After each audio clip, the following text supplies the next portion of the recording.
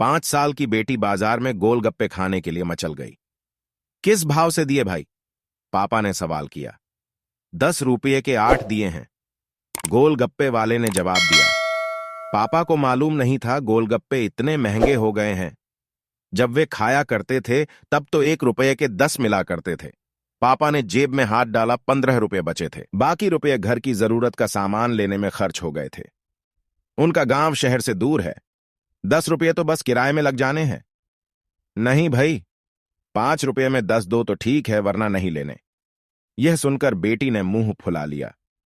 अरे अब चलो भी, नहीं लेने इतने महंगे। पापा के माथे पर लकीरें उभर आईं। अरे खा लेने दो ना साहब, अभी आपके घर में है तो आपसे लाड भी कर सकती है। कल को पराये घर चली गई तो पता नहीं ऐसे मचल पाएगी या नहीं, तब आप भी तरसोगे बिटिया की फरमाइश पूरी करने को। गोलगप्पे वाले के शब्द थे तो चुभने वाले, पर उन्हें सुनकर पापा को अपनी बड़ी बेटी की याद आ गई, जिसकी शादी उसने 3 साल पहले एक खाते पीते पढ़े लिखे परिवार में की थी। उन्होंने पहले साल से ही उसे छोटी छोटी बातों पर सताना शुरू कर दिया था। 2 साल तक वह मुट्ठी भर भर के रुपये उनके मुंह में ठूंसता रहा, पर उनका पेट बढ़ता ही चला गया। और अंत में एक दिन सीढ़ियों से गिरकर बेटी की मौत की खबर ही मायके पहुंची। आज वह छटपटाता है कि उसकी वह बेटी फिर से उसके पास लौट आए और वह चुन चुनकर उसकी सारी अधूरी इच्छाएं पूरी कर दे। पर वह अच्छी तरह जानता है कि अब यह असंभव है। दे दूं क्या बाबूजी? गोलगप्पे वाले की आवाज से पापा की तंद्रा टूटी।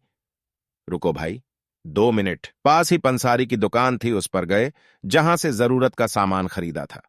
खरीदी गई 5 किलो चीनी में से 1 किलो चीनी वापस की तो 40 रुपये जेब में बढ़ गए। फिर ठेले पर आकर पापा ने डबडबाई आंखें पोंछते हुए कहा, अब खिला दे भाई।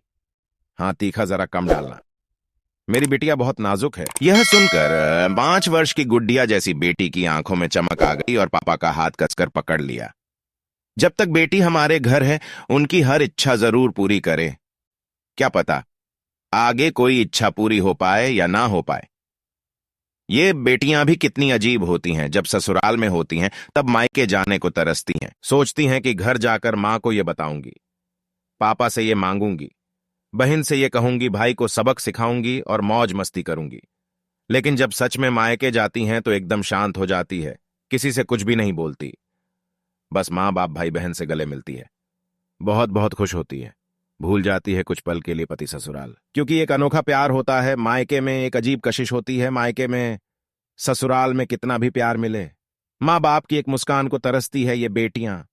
ससुराल में कितना भी रोएं, पर मायके में एक भी आंसू नहीं बहाती ये बेटियां, क्योंकि बेटियों का सिर्फ एक ही आंसू माँ बाप भाई बहन को हिला देता है, रुला देता है। कितनी अजीब है ये बेटियां, कितनी नटखट है ये बेटियां। भगवान की अनमोल देन है ये बेटियां।